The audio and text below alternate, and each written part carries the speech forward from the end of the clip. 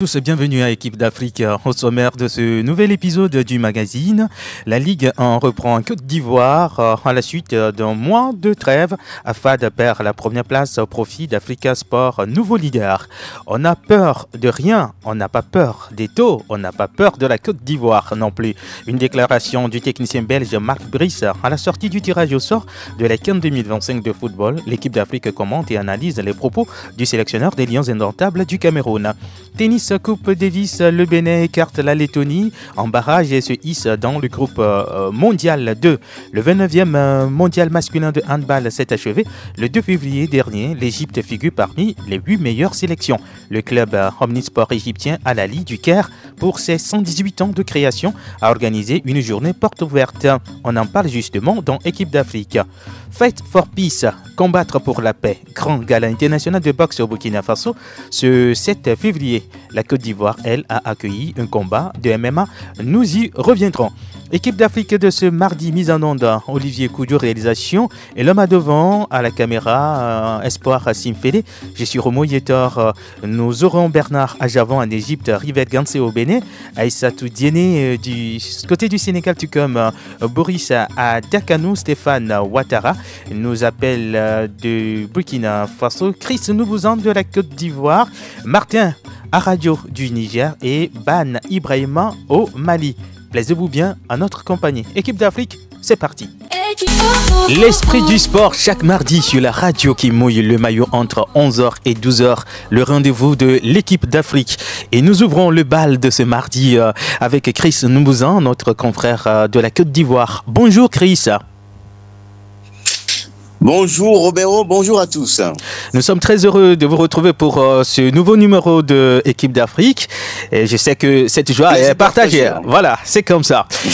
Alors, on va tout de suite attaquer avec la Ligue 1. Après un mois de repos, eh bien, la compétition a repris. Premier enseignement, AFAD n'est plus leader. Effectivement, la FAD n'est plus leader de cette Ligue 1 qui a repris ses droits après un mois de pause. Eh bien, le leader, l'ancien leader, la FAD a été battu par la Lanterne Rouge, le Racing Club d'Abidjan, dans le duel des extrêmes. 1-0. C'est la 4e défaite consécutive des Afadistes en championnat cette saison. Et conséquence aussi, une autre conséquence, c'est que la FAD a perdu aussi sa première place. La société Omnisport de l'armée, la SOA, a elle aussi subi la loi de l'AS Tenguele, 1-0. Le promu Iska s'est imposé 2-1 face au FC Oza d'Abobo. Le Lys Sassandra a été accroché par Zoma FC 1 partout. Même score entre le Stella Club d'Adjamé et Sol FC d'Abobo. Le CO Korogo a tenu en échec la SEC Mimosa. 1 partout à Korogo. Et puis, victoire du stade d'Abidjan, 1-0 face au champion en titre, le FC San Pedro. Une importante victoire qui permet au stade d'Abidjan, éliminé, on le rappelle, de la Ligue des champions CAF, qui désormais récupère la première place du championnat. Voilà, la première place qu'occupait la FAD. Le fauteuil est désormais statiste, qui totalise 33 points, plus 6 comme différence de but. La FAD est désormais deuxième avec 30 points et le Stella complète le podium avec 27 points. La SEC Mimosa est quatrième avec 27 points, soit à 6 longueurs du leader stade. On retrouve dans la zone de relégation Oza d'Abobo à la 15e place et le Racing Club d'Abidjan 16e avec 13 points également, mais moins 14 comme goal average. Alors, si nous prenons la Ligue 2, la compétition sœur, elle aussi, elle a repris après le mois de trêve. Oui, elle a repris, mais ce qui attire véritablement notre attention, c'est le groupe A, le groupe de l'Africa Sport d'Abidjan. L'Africa, le deuxième club le plus titré, le deuxième club le plus populaire également de Côte d'Ivoire après la SEC Mimosa, et qui est en Ligue 2 depuis 4 saisons et qui tente de retrouver l'élite du football ivoirien. Et pour la reprise, les Verts et Rouges ont croisé le club de Donkov et la rencontre a tourné en faveur de l'Africa. 2-1. Et cette victoire fait énormément de bien à cette formation de l'Africa. Pourquoi? Parce que dans le même temps, le leader de ce groupe A, à savoir l'Espérance d'Abbeville, qui était opposé à Issi Awazi, a perdu 1-0. Conséquence, l'Africa Sport d'Abidjan récupère la première place au classement avec 28 points plus 9, suivi par Yamoussoukro FC qui totalise 27 points plus 14. Agboville est désormais troisième avec 27 points plus 7. En Côte d'Ivoire, l'attraction ou la sensation le week-end, c'est ce combat de MMA. Racontez-nous ce qui s'est véritablement passé. Vous avez raison de le souligner parce que ça a soulevé les réseaux sociaux, le peuple ivoirien, un peu partout on parlait de ce combat. Eh bien, c'est le MMA, voilà, les arts martiaux mixtes, qui opposait un certain Samo alors au Malien Sunkara Moussa. Alors, qui est Samo? Samo, de son vrai nom, Ziggy Dona Salim, est un artiste-chanteur. Il fait le coupé-décalé et le rap. Il est membre de la team PEA, un groupe qui avait réalisé avec Tamsir et sa bande le tube culte de la CAN 2024, le coup du marteau. Et voilà, cette chanson qui a fait le tour du monde. Eh bien, ce garçon a décidé de réaliser un défi, de réaliser un rêve, voilà, celui de se lancer dans le MMA. Et donc, c'est lui qui affrontait le Malien Moussa Sunkara. Seulement que ce combat-là a opposé un Ivoirien à un Malien. Exactement. À quelques jours, voilà, à 2 jours de l'anniversaire, de ce choc, vous vous rappelez de ce choc de quart de finale. Exactement, à la CAN et la Côte d'Ivoire, à la CAN, célébré hier sur toute l'étendue du territoire ivoirien. Eh bien, ce combat-là a remis au goût du jour ce duel, on va dire quoi, ce derby ouest-africain entre Maliens et Ivoiriens. Et puis, voilà, au terme de ce combat, un duel des amateurs, il faut le souligner, mais positionné en main event, le membre de la team PA a battu au point son adversaire, le Malien Moussa Sunkara, au terme de 3 rounds de 2 minutes. Il a utilisé le coup de marteau, forcément. Et donc, le Malien a reçu un coup de marteau et ça a soulevé, en tout cas, ce combat qui a pris fin vers 1h du matin, a maintenu, a éveillé la plupart des Ivoiriens, beaucoup, et c'était nombreux à suivre ce combat, nombreux sur place du côté du centre coréen d'Adjamé, et puis nombreux devant leur poste téléviseur pour suivre cette rencontre et sur les réseaux sociaux. Ça a vraiment fait sensation, ça a mis encore une fois en opposition Maliens et Ivoiriens dans le bon sens du terme. Il n'y a rien de méchant, on se taquine, voilà, et voilà, on connaît le peuple ivoirien, sa joie de vivre, sa manière de titiller les autres, de rigoler, voilà, et donc ça a vraiment fait du bien ce week-end ici en Côte d'Ivoire. Je pense que le MMA fait partie de ces disciplines qui ont de beaux jours en Afrique, un peu partout sur le continent. C'est un sport pratiqué surtout par des jeunes, et on dira que le Camerounais a montré la voie. Je parle bien sûr Francis Ngannou. Voilà, de Francis Ngannou. Et ce match, les Ivoiriens ont commencé à titiller désormais les Camerounais en lançant un défi à Francis Ngannou que voilà, Samo l'attend, et c'est ce qu'ils souhaitent. Ils souhaitent avoir un face à face, voilà, Samo Francis Ngannou. Mais c'est trop tôt, il n'y a pas de problème. On va attendre encore quelques années, peut-être 2, si Francis est toujours en activité. On verra bien ce combat. Merci Chris Nouza. Samo est encore beaucoup à faire. C'était un combat amateur et lui, il a beaucoup à prouver. Oui. Merci beaucoup. On va rester toujours dans les arts martiaux, mais cette fois-ci du côté la radio qui mouille le maillot équipe d'Afrique de ce mardi. Nous sommes bien ensemble jusqu'à 12h avec toute l'équipe d'ailleurs. La Côte d'Ivoire, on y était avec Chris Nobouzan. Cette fois-ci, on pose notre valise au pays des hommes intègres chez Stéphane Ouattara. Bonjour Stéphane. Bonjour Roméo, bonjour à tous les auditeurs, bonjour à tous les auditrices de Sport FM. Aujourd'hui, on va laisser le football, on va porter des gants, puisqu'on parle de la première édition de Fight for Peace, une organisation de Ringo Sport Elite. C'est ce vendredi au palais de sport de Ouaka 2000. Renseigne-nous davantage sur ce gala international de boxe.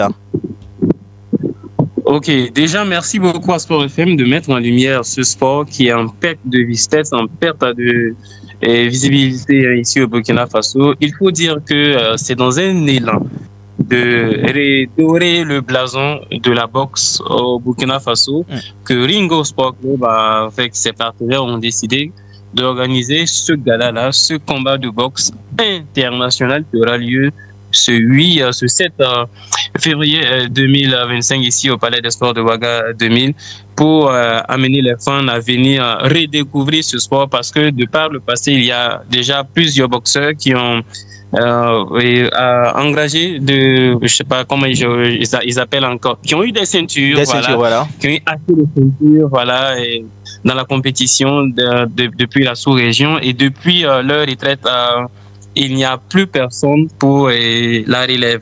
Donc, du coup, ces 10 dernières années au Burkina Faso, on a un jeune boxeur qui arrive à titiller les grands et qui a également eu, pour l'instant, une carrière un peu similaire à ses aînés. Il a eu des trophées, des ceintures dans la sous-région. Il s'appelle Mathias Napaongo et maintenant, on veut amener la boxe au burkinabé à l'international. Du coup, les critères qui ont été posés par la Worldwide Boxing était d'organiser une compétition internationale qui va réunir plus de 20 000 personnes, à peu près 20 000 personnes dans une salle et plus de 100 000 live à la télé, à la maison. Voilà, donc avant que le Burkina Faso puisse revenir en tout cas au niveau du boxe, de la boxe mondiale. Du coup, c'est à cette occasion-là, dans cette optique-là, de redorer le blason de la boxe burkinabé que ce combat a lieu ce vendredi-là. Et Mathias Napaongo va affronter l'anglo-nicaraguayen Georges, voilà, bon, pas Georges Mendes du sport qu'on connaît, mais lui... Moreno. Lui, c'est Georges qui était un boxeur expérimenté, un Anglais d'origine du Nicaragua. C'est ça. Qui va affronter Mathias ce vendredi-là. C'est le combat phare de ce vendredi, mais bien avant ce combat, il y aura 5 autres combats chez les filles, tout comme chez les garçons. Exactement, hein. Bien avant, c'est ce combat. Voilà, il y aura 4 autres combats, en l'occurrence en karaté et puis en judo et puis en boxe aussi également. La Côte d'Ivoire va affronter le Mali dans un autre combat de boxe. Et il y aura aussi le Nigeria qui va affronter le Ghana dans un autre combat également. Et maintenant, en karaté chez les filles, il y aura aussi un autre combat. En tout cas, pour tenir en haleine le public, vous savez, la boxe, c'est un spectacle. Hein, voilà. Donc, du coup, il faut quelques ingrédients. C'est comme quand on fait une sauce, on achète des épices, des oignons, de la tomate, du persil, ainsi de suite. Donc, du coup, c'est pareil. Donc, tous ces petits combats-là viennent pour agrémenter la soirée.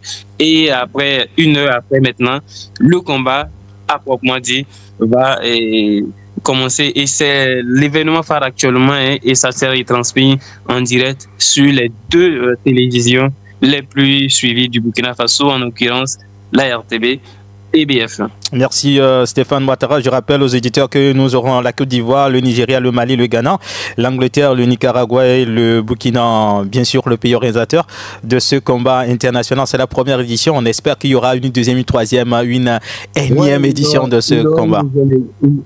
Il y aura une deuxième édition parce que les organisateurs ne sont pas dans une perspective de faire une édition et disparaître parce que le projet a été vendu au ministère, aux autorités sportives qui ont apprécié et ils ont été clairs lors de la conférence de presse. Si c'est pour faire un truc et puis se faire de l'argent et disparaître, on vous accompagne pas. Donc, on veut vous accompagner, mais la condition sine qua non est de rester et de faire de telle sorte que cette première édition ait moins d'imperfections et que après cela se mobiliser pour qu'il y ait une deuxième édition, une troisième édition, une quatrième, etc., parce que cette activité est la bienvenue pour faire rayonner la boxe burkinabé. Merci beaucoup pour toutes ces infos, Stéphane Ouattara. Rendez-vous mardi prochain. Merci Roméo, plaisir partagé toujours.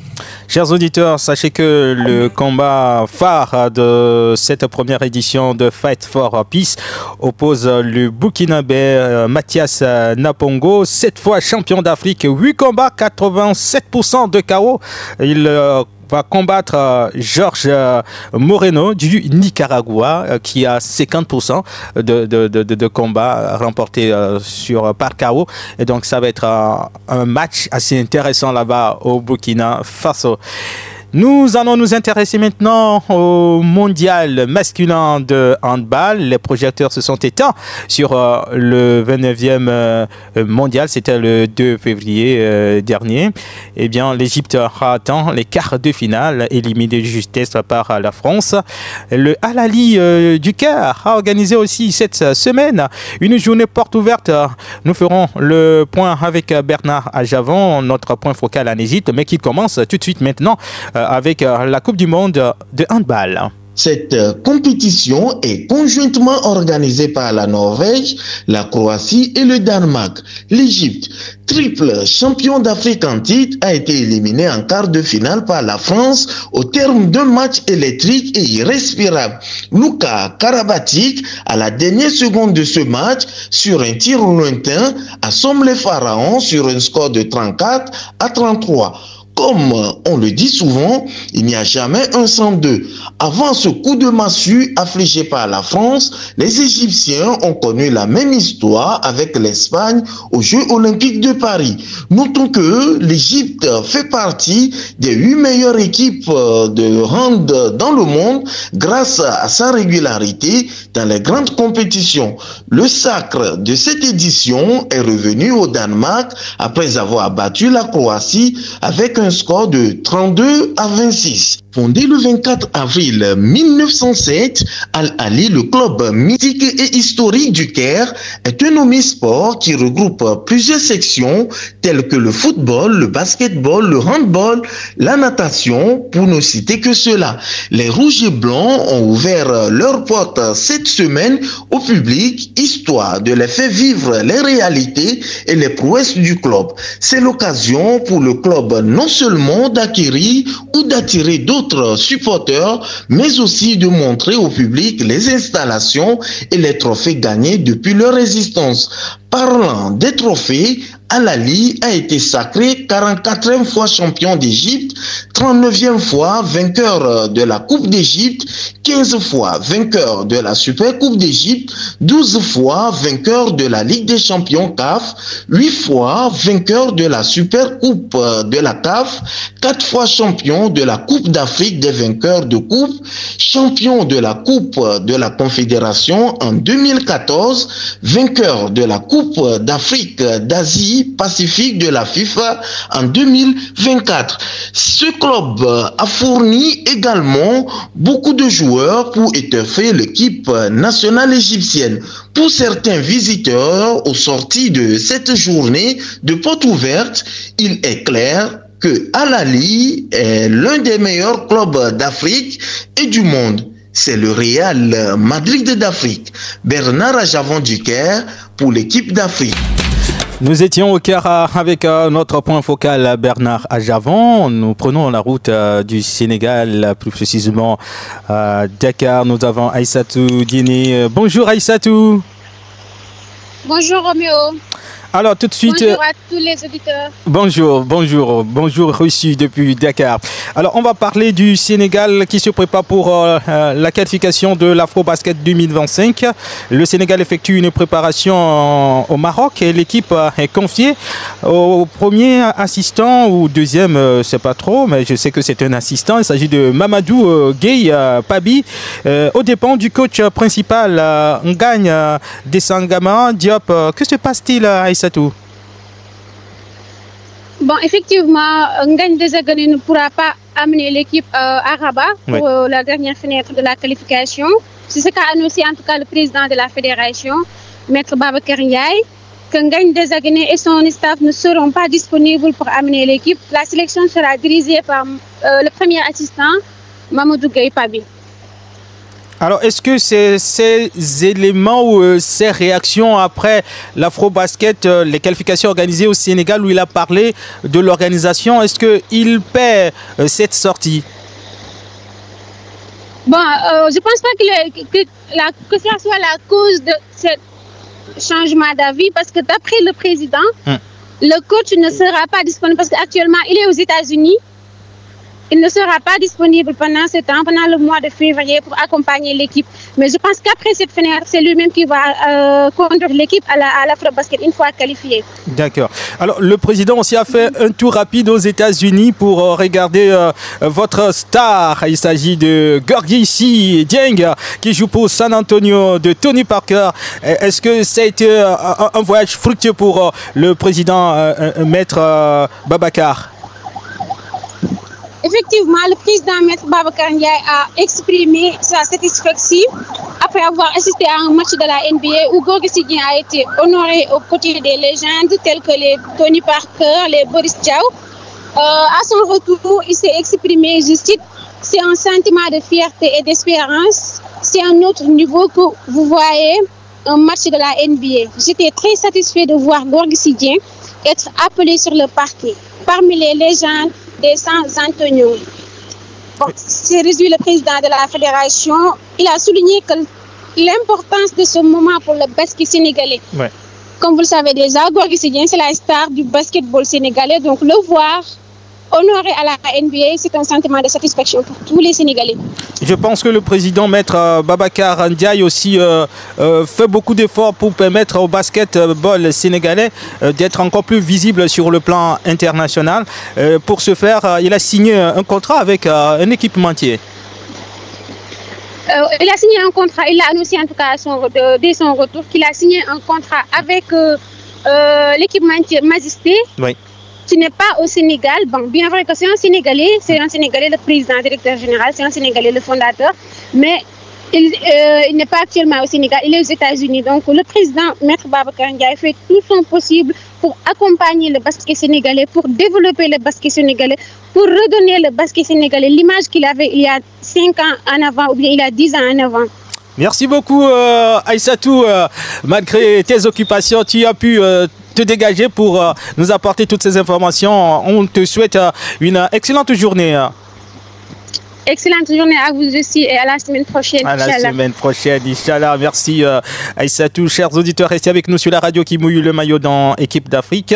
On va parler du tennis. Cette fois-ci, aujourd'hui, c'est du multisport en fait, avec Rivel Gansé du côté du Bénin. Vous savez que cette semaine ou ce week-end, il y a eu pas mal de matchs au niveau de la Coupe Davis. Le Togo qui était en Inde pour le compte du tour final, mais battu par les tennismen indien 4-0. Pendant ce temps, le Bénin était à domicile pour jouer sa qualification pour le groupe 2 monde. Le Bénin qui a joué contre la Lettonie et ça s'est bien passé pour les athlètes béninois qui se sont qualifiés. On revient sur ces 2 jours de compétition grâce à notre confrère Rivel Gansé.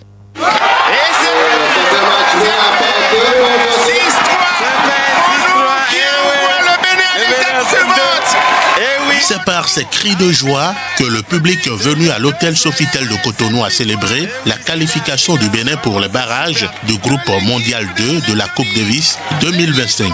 Dans un duel à proprement disputé contre la Lettonie, c'est la 5e et dernière rencontre de la compétition qui s'est confirmée décisive. Face au jeune letton Daniel Tins, le Béninois Sylvestre Monou, dans un jeu bien maîtrisé, n'a concédé aucun set et s'est imposé 6-3, 6-4. Une victoire qui a plongé le public dans l'extase.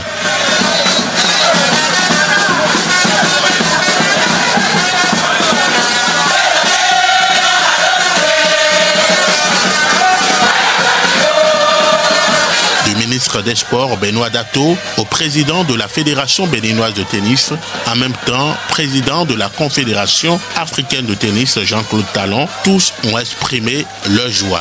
Ce dernier n'a pas hésité à brandir le drapeau béninois pour célébrer la qualification. Sylvestre Monou ne cache pas sa satisfaction. Je veux remercier les spectateurs d'abord parce que sans eux, je ne sais pas ce que je vais faire aujourd'hui. Avec mes gars derrière, après le premier set, j'étais un peu fatigué, avec le soutien de tout le monde.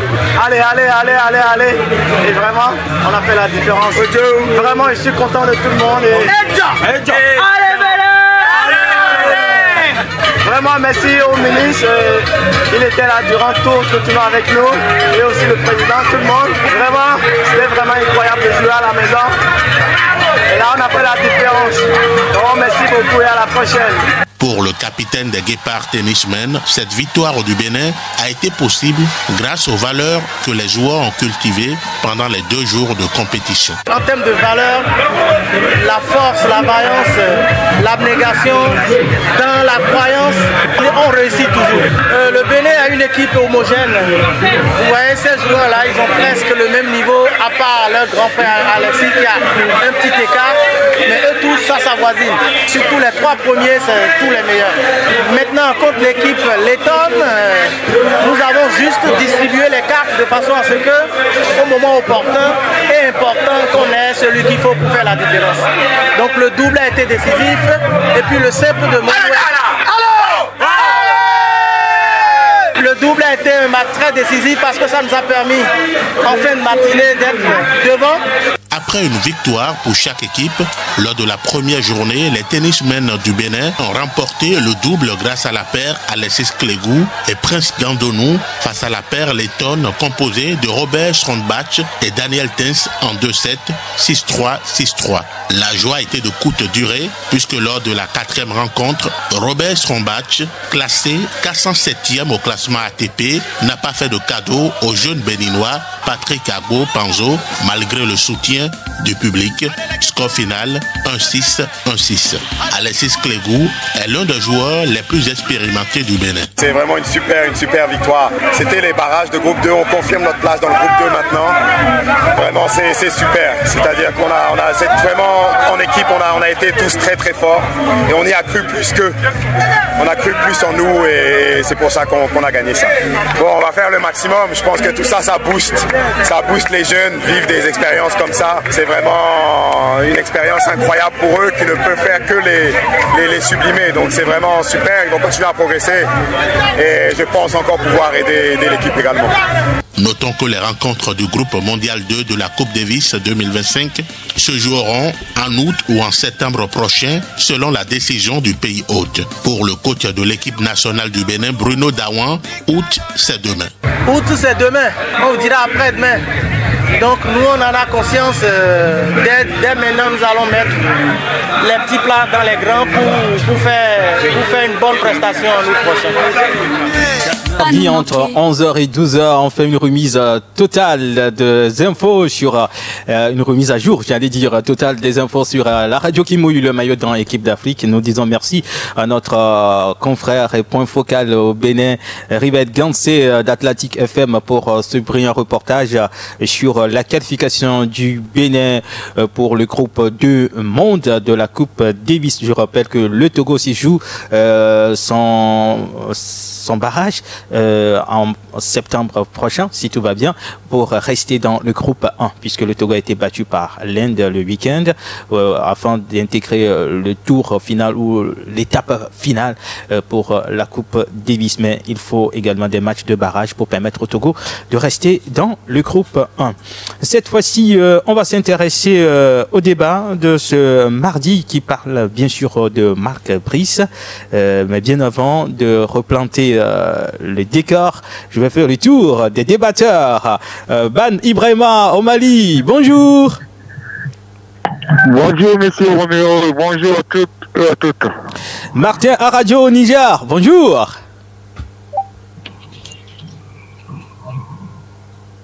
Martin, vous nous recevez? D'accord. Je vous reçois très bien. D'accord, ça nous rassure. Boris Adakano à Dakar, au Sénégal, bonjour.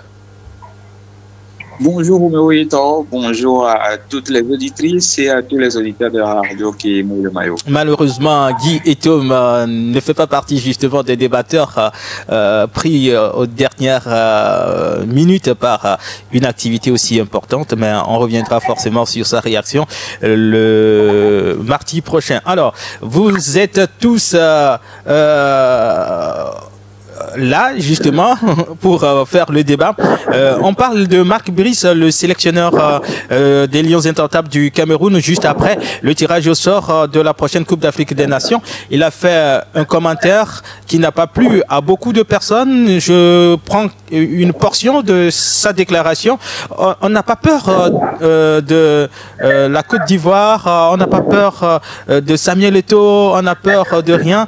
Une telle déclaration, comment la jugez-vous d'abord, Boris Adakano? Déjà, je trouve que c'est une faute professionnelle pour un entraîneur, pour un sélectionneur qui prend les rênes d'un grand pays comme le Cameroun et qui se permet de titiller ouvertement le président de la fédération, celui même qui est censé être son patron, le titiller sans que personne ne lui demande. En même temps, il est là à appeler à la paix, à la réconciliation, à l'unité, et dans des moments inattendus, il se permet de critiquer, en tout cas de lancer de tels propos, tout simplement scandaleux, pour que nous puissions arriver à ce stade-là et permettre en tout cas à trouver que Marc Brice dans ce n'est pas possible. D'accord. Ban Ibrahima au Mali, quand on considère la tension entre le sélectionneur et le président de la FECAFOOT, Samuel Eto'o, est-ce qu'une telle déclaration est la bienvenue? Non, pas du tout, même si le Cameroun, le continent, on peut dire que c'est un cas à part, parce que tout le monde sait que Marc Brice, c'est le sélectionneur du Cameroun, mais c'est le sélectionneur qui a été choisi par le ministère, et c'était la Fédération camerounaise de football n'était pas pour. Il y a eu des batailles entre lors des matchs, les joueurs venaient dans un hôtel, l'autre mais tout ça là, bon, les gens pensaient que après la qualification, tout était rentré dans l'ordre. Mais avec la sortie du sélectionneur, on peut dire que le sélectionneur est toujours dans la guerre avec Samuel Eto'o, et ça n'arrange pas du tout cette équipe camerounaise qui a vraiment le pain sur la planche, parce qu'avec la Côte d'Ivoire, le Gabon, l'équipe de Mozambique que j'ai vu jouer ici au Mali, on peut dire pour moi c'est le groupe de la mort. Et si le sélectionneur se permet, je répète, se permet de titiller le président de la fédération, vraiment je pense que c'est, comme le dit l'autre sud, c'est une faute professionnelle. Mais comme chacun tire dans son côté, personne ne va incrimer l'autre, chacun va rester dans son coin, la fédération va attendre, et si le sélectionneur a besoin de lui aussi, ils vont faire leur petit et malin, tout le monde, mais ça n'arrange pas surtout cette équipe camerounaise vraiment qui était un peu vieillissant, mais avec Marc Brice, l'équipe s'est un peu rajeunie, mais avec cette tension, je pense que ça va être très difficile avec cette équipe camerounaise. Mais dans ce cas de choses, ce qui m'étonne au Cameroun, cette tension, ça dure. Pourquoi pas on a le ministère, même si ce n'est pas le ministère en personne même, une autre, que ce soit un autre département qui appelle Marc Brice, Samuel Eto'o, pour que ça finisse, c'est le Cameroun. Tout le monde veut que le Cameroun gagne. Marc veut que le Cameroun gagne, Samuel Eto'o fils veut que le Cameroun gagne. Mais pourquoi cette tension? Et surtout, un sélectionneur qui se permet de dire que non, on n'a pas peur de la Côte d'Ivoire. Tout le monde connaît la rivalité entre la Côte d'Ivoire et le Cameroun, pas le Gabon, pas le Mozambique, mais on n'a pas peur de tout ça là. On n'a pas peur du président de la Fédération camerounaise de football. Vraiment, moi, je n'arrive pas à croire, et ça passe comme ça, et chacun fait son petit show, et on verra. Avant la CAN, qu'est-ce qui va se passer? Est-ce que la FIFA et la CAF passent par la Fédération camerounaise de football? Même si c'est le ministère qui gère les équipes nationales, on verra. Vraiment, c'est très difficile, et c'est vraiment, pour moi, c'est incroyable. Comme le dit, le Cameroun, c'est le continent, et c'est vraiment un cas à part. Je ne sais pas comment on va gérer cette situation. Martin Aradio, vous êtes à Niamey, au Niger. Est-ce que Marc Brice, il a le droit de se prononcer ainsi, ou bien de parler ainsi à son président, même si avec son arrivée, on a vu une équipe camerounaise, qui a fait une très bonne campagne des éliminatoires, j'allais dire. Bonjour Emmanuel, bonjour à tout le monde, bonjour au panel. Je dirais que c'est un véritable respect à l'égard camerounais en façon générale. Il ne s'agit pas de Samuel Eto'o, il s'agit de toute une nation. Oui. Et qui vient et qui tire au pied une gloire comme Samuel Eto'o. Samuel Eto'o aujourd'hui, pour les Camerounais, c'est quand même une légende. C'est quelqu'un qui a écrit l'histoire du pays de façon particulière dans le football.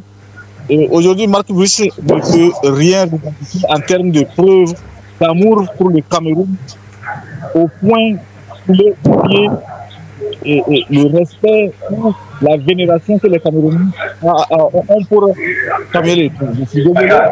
Je ne sais pas pourquoi il a passé l'aperçu Cameroun. Je ne sais pas pourquoi il dit les en réalité et pour quel intérêt, et pour que les gens devraient à un moment s'arrêter et dire ça suffit. Il n'y a pas comme ça dans un pays et tu décides de marcher sur ce qu'il y a de sacré, ce qu'il y a d'important, juste parce qu'il y a un groupe qui derrière toi. Je suis désolé. Je comprends que, comme tout le monde me dit, le Cameroun c'est un pays à part. Mais avant tout, le Cameroun c'est une nation. Le Cameroun c'est un pays. Le Cameroun c'est des millions de Camerounais qui croient en quelque chose, qui se réfèrent en Samuel Eto'o. Aujourd'hui, ces enfants, ces jeunes, ils voient Samuel Eto'o comme un exemple. Quand ils écoutent ses propos venant de la part d'un sélectionneur à l'endroit de son patron, parce que c'est son patron avant tout. Je crois que ça ne fait pas une bonne image du sélectionneur lui-même. Je crois qu'il y a quelque chose, un problème d'éducation qu'on doit rappeler à ce match de cela. Il ne le ferait pas à Belgique. Il ne le ferait pas à Belgique. Donc, il va falloir que les Camerounais eux-mêmes se disent qu'avant tout, le Cameroun les appartient et que Samuel Eto'o fait partie de ce Cameroun, il fait partie de l'histoire de ce Cameroun. Il fait la bouche à ces messieurs-là parce qu'ils commencent à en faire trop. Quels que soient ceux qui sont derrière lui, je trouve qu'on ne doit pas permettre quelqu'un comme ça, qui n'a pas de sens du respect à l'endroit de son employeur, parce que tout le monde le dit, c'est le ministère qui donne l'éducation nationale avant tout. C'est la fédération et la société du football. D'accord, merci Martin. On va vous retrouver dans un court instant. Boris Adakanou à Dakar au Sénégal. C'est vrai, Marc Brice a déjà fait cette déclaration qui a fait le tour du monde, qui a suscité la colère des Camerounais, que ce soit des acteurs sportifs directs ou ceux qui sont des Camerounais qui ne sont pas forcément des sportifs. On a vu des réactions, mais ce qui est un peu curieux, on n'a pas senti les joueurs camerounais, par exemple de la sélection, c'est vrai, ils ne sont pas aussi directement dans cette histoire entre la fédération et le sélectionneur, mais est-ce qu'ils peuvent donner leur avis pour dire à Marc Brice au moins d'obtempérer un petit peu, quoi qu'on dise, c'est Samuel Eto'o, c'est l'image du Cameroun, quoi. En tout cas, Roméo, la situation au Cameroun est scrogneuse. Il faut avoir le courage de le dire. Rien ne va au Cameroun. Vous savez, dans un pays où, déjà, entre guillemets, la situation politique n'est pas assez stable, où tout le monde veut tout simplement s'imposer. On a le ministre des Sports qui rentre ou bien qui est en guerre ouverte avec le président de la fédération.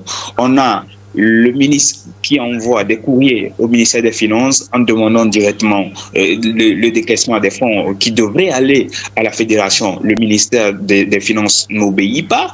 On a finalement, c'est le Premier ministre qui est obligé d'appeler le Premier ministre pour lui faire comprendre que la fédération est une association à part entière, qui est autonome, qui représente directement la FIFA ou la CAF avant que le ministre ne se calme. Et à côté, on a des membres, des anciens membres de la fédération, on a des acteurs, des Jérémy Njita, qui sont des anciens collaborateurs, des anciens... Font partie du syndicat.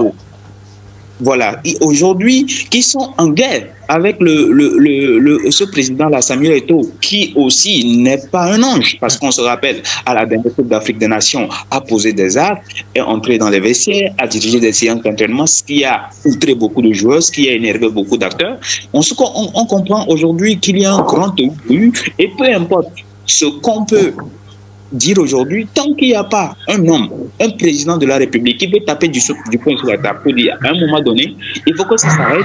Il y aura toujours cette situation-là, parce qu'aujourd'hui, on a Abdourahmane Amadou, ancien membre de la FECAFOOT, qui estime que Marc Brice a sauvé le football camerounais, a sorti le Cameroun de l'enfer. Vous savez, pour un expatrié, entre guillemets, qui n'a pas connu la gloire dans sa carrière, qui n'a absolument rien fait, que personne ne connaît, et aujourd'hui, grâce à un agent de la FIFA, Ivoshi, qui est parti le décoder pour l'amener au ministre des Sports, et aujourd'hui, il est nommé, il a un salaire pompeux, il a des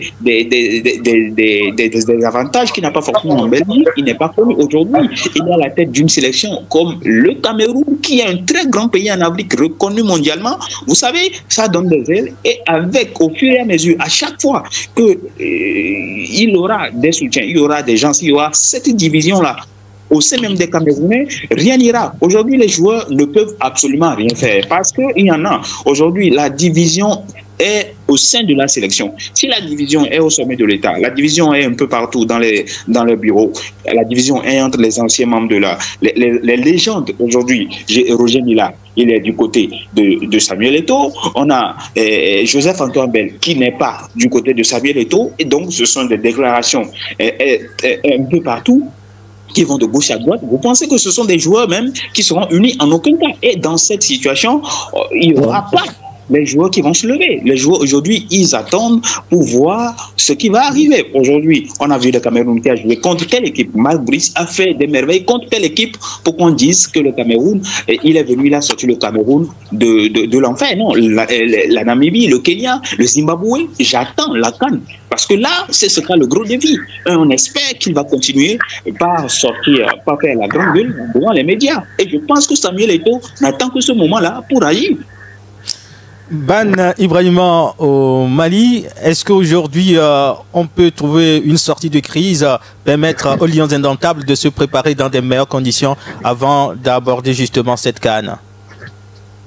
Non, le dernier vient de tout expliquer, parce que moi je ne vois pas qui va, chacun tire dans son côté, qui va demander à qui de faire quoi. Parce que chacun reste dans son coin, si ça marche, c'est tout le monde. Et si l'équipe échoue, chacun aussi va prendre son couteau. Mais, et entre parenthèses, mais je pense que ce que le dernier intervenant vient de dire, vraiment c'est tout, vraiment c'est ça. Parce que le ministère est avec Marc Brice, il y a certains anciens collègues qui sont avec le ministère, d'autres qui sont avec Samuel Eto'o aussi a des soucis, entre parenthèses, entre la CAF et d'autres institutions. Je pense que Samuel Eto'o est seul dans son coin et Marc Brice, on peut dire c'est lui. Est-ce que s'il était le sélectionneur de l'équipe de la Belgique, est-ce qu'il aura le courage de parler comme ça, même si à peine terminé, il sera limogé. Mais c'est en Afrique, pour base. Moi, je n'ai pas vu un communiqué officiel d'une institution au Cameroun qui a condamné ce acte. On n'a pas demandé, on a seulement demandé la chance de l'équipe du Cameroun. Et dit non, ils n'ont pas peur. Et lui, il n'a pas peur des équipes. Il n'a pas peur de Samuel Eto'o. Est-ce que c'est Samuel Eto'o qui joue? Non. Mais après cette sortie, le sélectionneur rentre chez lui, il fait son boulot comme il veut. Et les joueurs là sont divisés. Il y a certains joueurs qui sont avec Samuel. On se rappelle lors de, je sais pas c'est quel match, il y avait des hôtels et il y avait des avions. L'avion de Samuel Eto'o, lors de la première convocation. Voilà, l'avion de la Fédération camerounaise de football, l'avion de l'État, il y avait des hôtels, on se tirait même les valises. Chacun veut que les joueurs, mais les joueurs, voilà, mais vraiment, moi, si que le dernier intervenant, qui va dire à qui de faire marche arrière? Chacun tire. Et si ça, le dernier résultat là, la CAN c'est une grande compétition. Mais avec cette atmosphère, est-ce que l'équipe du Cameroun, même lors à la CAN là, qui va amener l'équipe? Parce que la FIFA et la CAF traitent avec les fédérations, c'est pas avec les ministères. Mais les joueurs, ils seront de quel côté? À la CAN là-bas, il n'y a pas de question. La CAF connaît seulement la fédération. Est-ce que le ministère va s'écarter pour laisser la place à la fédération? Même si c'est le cas, ils ont l'air élément sur le sélectionneur. Je pense que le ministère et certains passent par le sélectionneur pour faire leur bataille. Et le sélectionneur ne devait pas rentrer dans ce jeu. Mais comme il est déjà, lui, il est plus que, même que rentrer dans le jeu plus que les autres, je pense que ça va être difficile. La qualification, je sais que je dirais avec le Mali, la qualification avec les grandes équipes maintenant, ce n'est plus un exploit. Parce que c'est des équipes de deuxième zone avec 24 pays. Avant, quand c'était 16 ou 12, là, chacun se tient. Maintenant, avec 24 équipes là, les équipes comme le Cameroun et les autres là, s'ils ne se qualifient pas, on peut dire c'est mal vu. Maintenant, avec la qualification, maintenant, c'est 24 équipes, 24 grandes équipes qui se retrouvent au Maroc.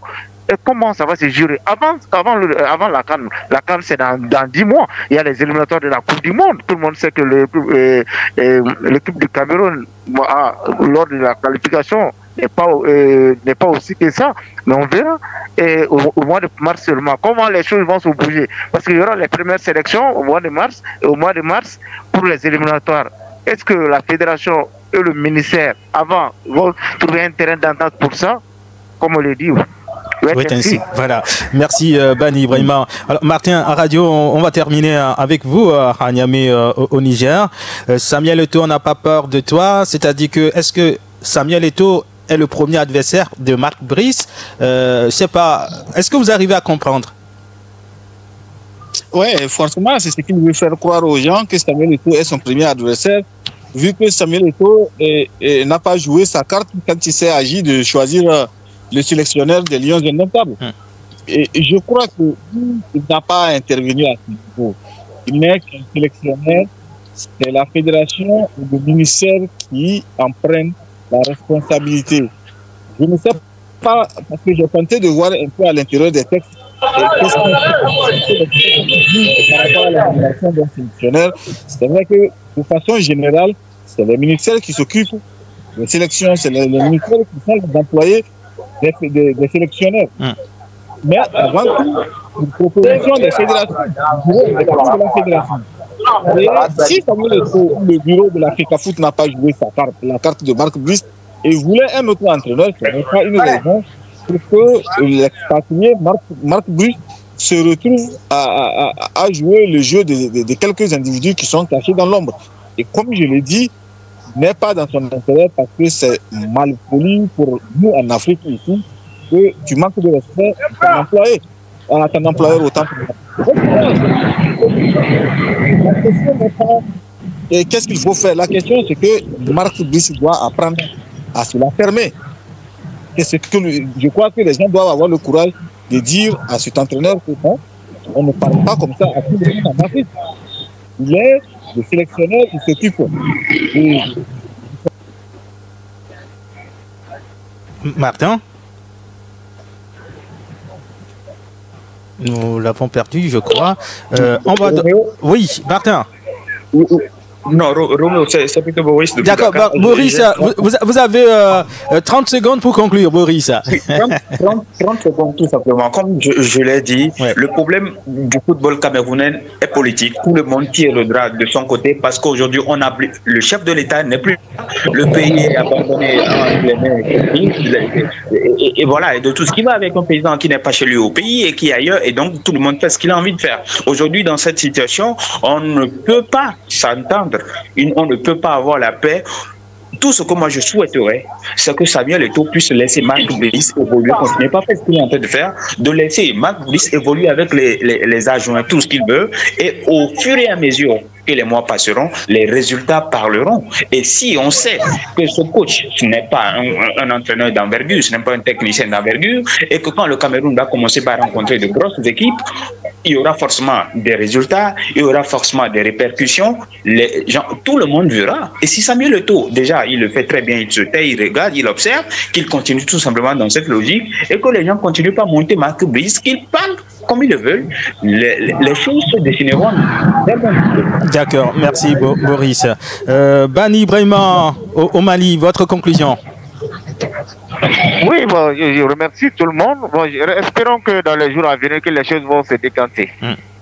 Merci. Martin, à radio, on a quelques difficultés avec vous aujourd'hui, mais bon, allons voir si ça marche maintenant. Votre conclusion?